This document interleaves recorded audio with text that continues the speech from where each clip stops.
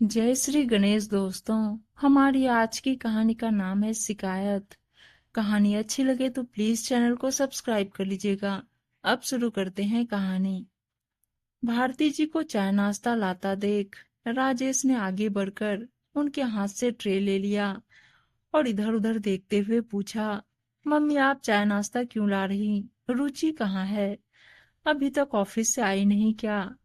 आजकल उसका आना और जाना समझ में ही नहीं आता। ऑफिस से आते ही फिर तुरंत निकल गई। जाते जाते बस इतना बोल गई कि मायके जा रही, मम्मी की तबीयत ठीक नहीं है। ओह!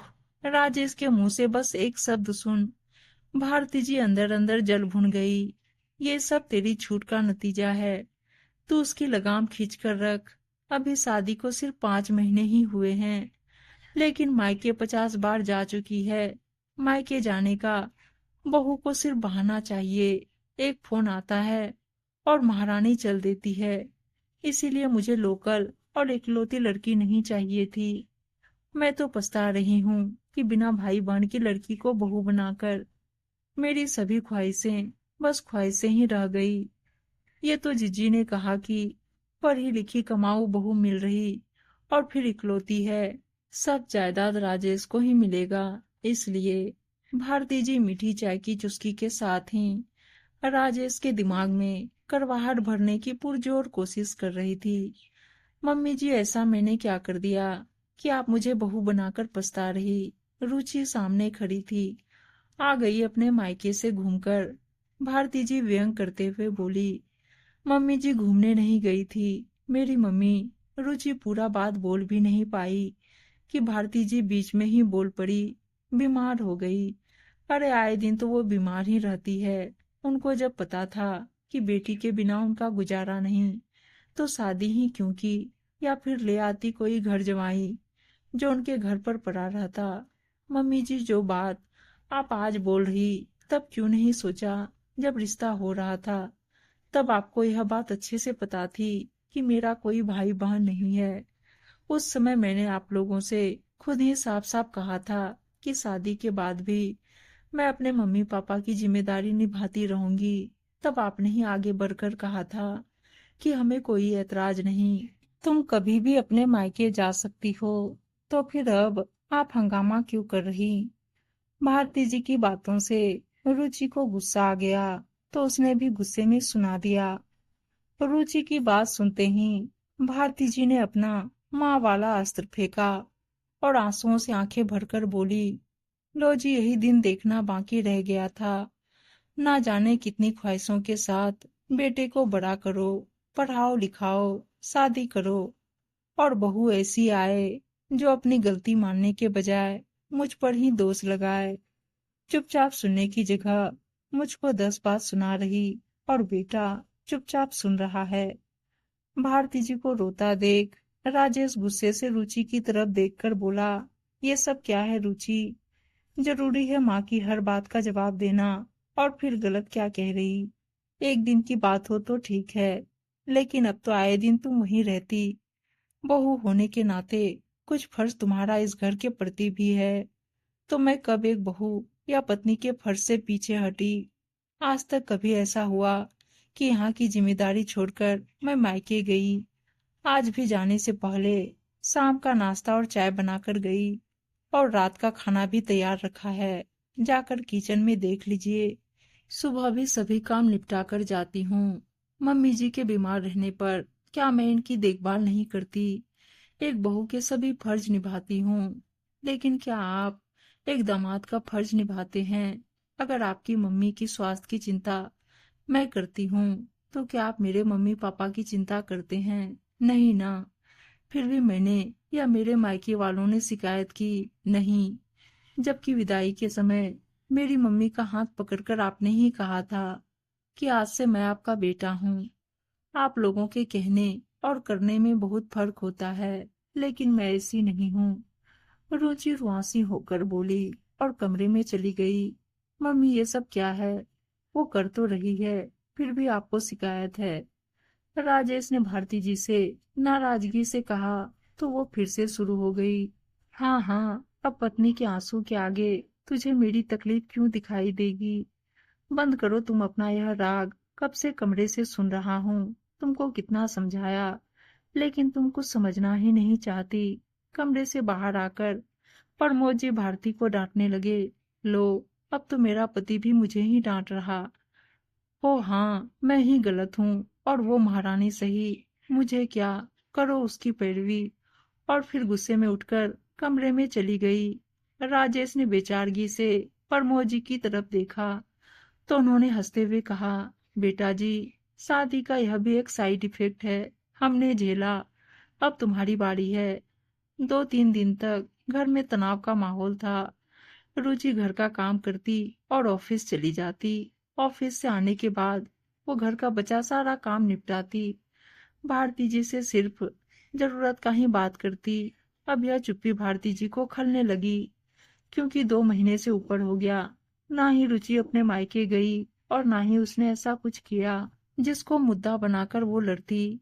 प्रमोद जी जरूर उन्हें चिढ़ाते। मान गए भारती जी। जैसे अपनी सास की बोलती बंद कर देती थी, ठीक वैसे ही बहू का कर दिया। देख लो, बहू ने तो मायके जाना ही बंद कर दिया। तुमने अपनी मनवाली करवा ही ली बहू से। अब भारती जी क्या ही बोलती, मुंह टेढ़ा करके बस रह जाती। संडे की रात को खाना खाते समय रुचि ने राजेश से कहा, राजेश, कल मैंने ऑफिस से छुट्टी ली है। मुझे मायके जाना है। अब ये ऑफिस से छुट्टी करके पूरे दिन के लिए मायके जा रही। भारती जी खुश हो गई कि उन्हें मौका मिल गया बहू को ताने देने के लिए। हाँ, मैं मायके जा रही हूँ, लेकिन दोपहर तक वापस आ जाऊंगी। पापा के साथ कोर्ट जाना है। 2 बजे तक मैं फ्री हो जाऊंगी, तो लंच के समय वापस आ जाऊंगी। कोर्ट, कुछ समस्या हो गई है क्या बेटा? प्रमोद जी के चेहरे पर चिंता होने लगी। ऐसी क्या बात हो गई कि तुमने मुझे भी नहीं बताया? राजेश भी चिंतित होने लगा। चिंता वाली कोई बात नहीं है पापा जी। रुचि ने प्रमोद जी को आश्वस्त किया। तो कोर्ट क्यों जा रही? कुछ लफड़ा कर दिया क्या तुम्हारे मम्मी पापा ने? भारती जी व्यंग करते हुए बोली, नहीं मम्मी जी, बल्कि हमेशा के लिए लफड़ा ही खत्म कर रहे। मेरा चचेरा भाई भाभी अपने परिवार के साथ यही मम्मी पापा के पास शिफ्ट हो गए हैं, ताकि उनकी अच्छे से देखभाल हो सके। लेकिन आजकल स्वार्थी बनकर अपने ही रिश्ते धोखा दे देते हैं। तो फिर इसलिए मम्मी पापा ने फैसला किया है कि वो अपनी जायदाद उनके नाम कर देंगे और घर भैया भाभी के नाम। मुझे बस नो ऑब्जेक्शन के पेपर पर साइन करना है कि मम्मी पापा के इस फैसले पर मुझे कोई ऐतराज नहीं है। रुचि की इस बात पर भारती जी के हाथों से चम्मच छूट गया। सठिया गए हैं तुम्हारे मम्मी पापा, उनका दिमाग खराब हो गया है। भारती जी लगभग चिल्लाते हुए बोली, मम्मी जी प्लीज तमीज से बात कहिए। आप मेरे मम्मी पापा के लिए इस तरह नहीं बोल सकती। रुचि भी गुस्से से बोली। प्रमोद जी ने भारती जी को चुप कराया और आराम से रुचि से पूछा, बेटा, इतना बड़ा फैसला लिया, ठोस वजह रही होगी। पापा जी, अब आप लोग यह बात अच्छे से जानते हैं कि मैं अकेली बेटी हूँ, लेकिन अब मैं उनकी देखभाल नहीं कर सकती। इसलिए मैंने चाचा से बात की। उनका छोटा बेटा, नीरज भैया और भाभी मम्मी पापा की जिम्मेदारी लेने को तैयार हो गए। उनकी आर्थिक स्थिति बहुत अच्छी नहीं है। वैसे भी एक पुरानी कहावत है कि जो जिम्मेदारी लेगा और सेवा करेगा वही हिस्सेदार बनेगा। अब जब मैंने उनके प्रति सभी जिम्मेदारियों और सेवा से मुंह मोड़ लिया, तो उनके हिस्सेदारी पर भी मेरा हक नहीं रहा। इसलिए मैं कोर्ट में जाकर एनओसी पर साइन करके अपना हक छोड़ रही हूँ। रुचि के इस धमाके से भारती जी सन्न रह गई। लेकिन इतनी बड़ी बात हो गई, तुमने मुझे बताना भी जरूरी नहीं समझा। राजेश रुचि पर गुस्सा होने लगा। जरूरी? जब भैया भाभी रहने के लिए आने वाले थे, उससे पहले मैंने तुम्हें बताना चाहा था, लेकिन तब तुमने ही कहा था कि अपने मायके की बातों से मुझे दूर रखो, और मम्मी जी को कुछ कैसे बताती। मेरे मायके का सिर्फ नाम लेने से ही भड़क जाती है, जैसे अभी थोड़ी देर पहले भड़क गई थी। तुमने ही मुझसे कहा था राजेश कि मम्मी को मेरा मायके जाना पसंद नहीं, इसलिए मैं कोई सॉल्यूशन निकालूं तो निकाल दिया। फिर क्यों आप लोग नाराज हैं? रुचि ने व्यंग किया। ये सॉल्यूशन निकाला है इसमें तो तुम्हारा ही नुकसान है। राजेश के चेहरे पर खीज साफ दिख रही थी। नुकसान कैसा? मैंने पूरे घर में सीसीटीवी कैमरा लगवा दिया, जिससे मैं अच्छे से सब पर नजर रख सकूंगी। वैसे तो भैया भाभी हैं ही, और जब भी जरूरत पड़ेगी मैं भी जाती रहूंगी। मुझे नहीं लगता कि अब शायद मम्मी जी को मुझसे कोई शिकायत होगी। रुचि ने खाने की प्लेट उठाई और किचन में जाने लगी। अरे हर महीने सैलरी दे दे, जायदाद कौन लिखता है? भारती जी की आंखों में जायदाद जाने का दुख साफ दिख रहा था। जी मम्मी जी, आपने कुछ कहा? रुचि ने भारती जी का धीरे से बुदबुदाना सुन लिया था। नहीं कुछ नहीं, भारती जी मुंह बनाकर बोली। और इससे ज्यादा बोलने लायक बची ही कहाँ थी। बहू को कंट्रोल कर रही थी, लेकिन अपने पैर पर खुद ही कुल्हाड़ी मार बैठी। उम्मीद है दोस्तों कहानी अच्छी लगी होगी, और अच्छी अच्छी कहानियां सुनने के लिए चैनल को सब्सक्राइब और वीडियो को लाइक शेयर जरूर कर दीजिएगा। धन्यवाद दोस्तों।